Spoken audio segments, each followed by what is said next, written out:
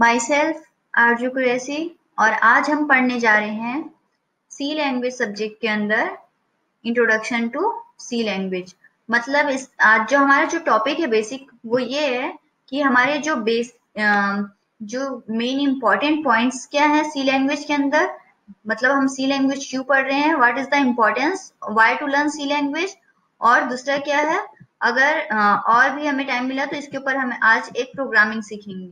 तो इसका सी लैंग्वेज का हम तो सबसे पहले क्या पढ़ रहे हैं, डेवलपमेंट।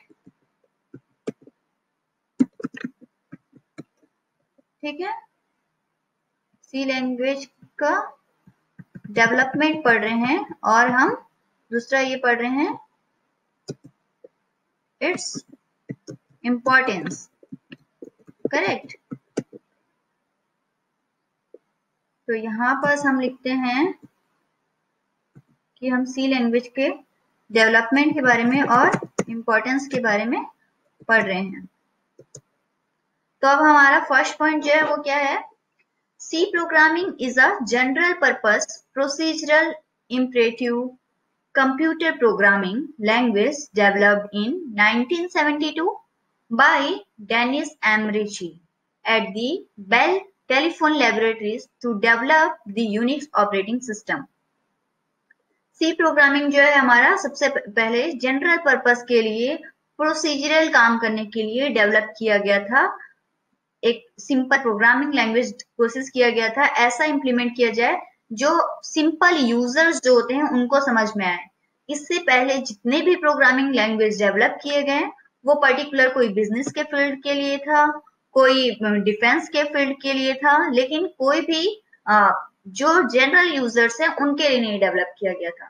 तो कंप्यूटर प्रोग्रामिंग में जो हमारा लैंग्वेज 1972 में डेनिस एम रिची के द्वारा और कहाँ डेवलप किया गया, बेल टेलीफोन लैबोरेटरीज में, और ये डेवलप हुआ था यूनिक्स ऑपरेटिंग सिस्टम में।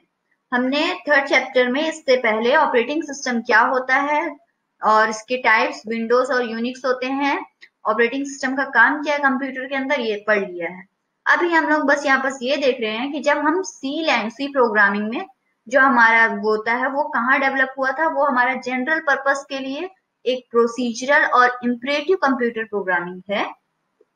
और ये लैंग्वेज जो है हमारा 1972 में डेवलप हुआ था डेनिस एम रिची के द्वारा। और कहाँ डेवलप हुआ था, बेल टेलीफोन लैबोरेटरी में।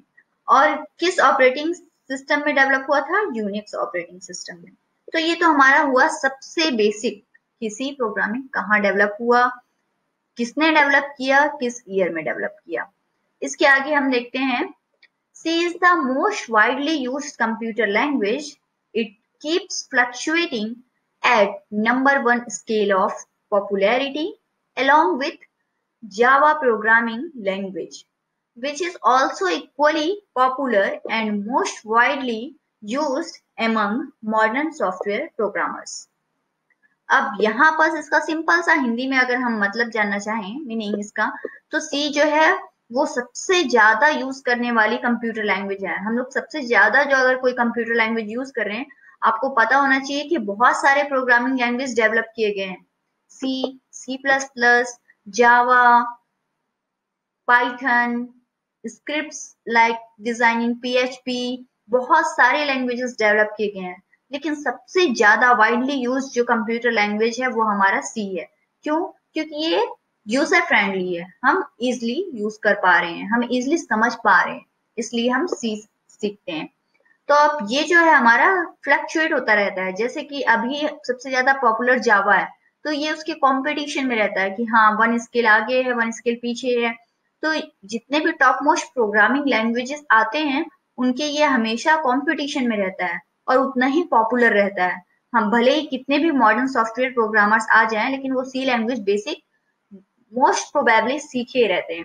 तो यहाँ पर ये बताया गया है कि सी लैंग्वेज हमारे लिए कितना इम्पोर्टेंट है और ये आज के जो वर्ल्ड है उसमें कितना ज्यादा ट्रेंडिंग है। तो ये हम यहाँ पास 2 पॉइंट सीख चुके हैं। पहला कि सी प्रोग्रामिंग जो है हमारा वो कहाँ डेवलप हुआ, किसने डेवलप किया और कौन से ईयर में डेवलप किया, और जनरल पर्पस के लिए होता है ये सब, बेसिक किस पर्पस के लिए होता है, कैसा होता है वो देखा। सेकेंडली हमने यहाँ पास ये देखा है कि जो सी लैंग्वेज है वो सबसे ज्यादा यूज किए जाने वाला मोस्ट पॉपुलर लैंग्वेज है, और आज भी जो प्रोग्रामर्स हैं वो सी लैंग्वेज सीखते हैं। अब हम यहाँ पर जान रहे हैं कि हम सी प्रोग्रामिंग लैंग्वेज ही क्यों सीखें। तो हमारे यहाँ पास क्वेश्चन क्या आता है, बेसिक हम सी प्रोग्रामिंग कहाँ डेवलप हुआ, क्या हुआ, ये सब जानने के बाद हमारे मन में ये क्वेश्चन आता है कि हम सी लैंग्वेज क्यों सीखें, क्यों हम दूसरी लैंग्वेज ना सीखें, पर्टिकुलर सी लैंग्वेज ही क्यों सीखें। तो हमारा यहाँ पास फर्स्ट पॉइंट में है, C programming language is a must for students and working professionals to become a great software engineer, especially when they are working in software development domain। तो इसका मतलब यहाँ पास क्या है, सिंपली सा हिंदी में, कि सी प्रोग्रामिंग लैंग्वेज जो है वो स्टूडेंट्स हो या फिर हमारे प्रोफेशनल वर्किंग्स हो जो सॉफ्टवेयर डिजाइन कर रहे हो, सॉफ्टवेयर इंजीनियर्स हैं, अगर उन्हें ग्रेट सॉफ्टवेयर इंजीनियर बनना है स्टूडेंट्स को, और जो प्रोफेशनल वर्किंग है उन्हें अगर एक अच्छा सॉफ्टवेयर इंजीनियर या सॉफ्टवेयर डेवलपर बनना है, तो और उन्हें सॉफ्टवेयर डेवलपमेंट के ही फील्ड में, उसी डोमेन में काम करना है, तो उन्हें सी लैंग्वेज जो है वो मस्ट होना चाहिए।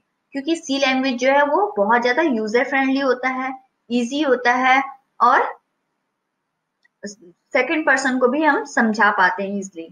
तो ये जो है हमें सॉफ्टवेयर डेवलपमेंट के फील्ड में बहुत हेल्पफुल होता है, इसलिए हमें सी प्रोग्रामिंग लैंग्वेज जो है स्टूडेंट्स को सीखना चाहिए।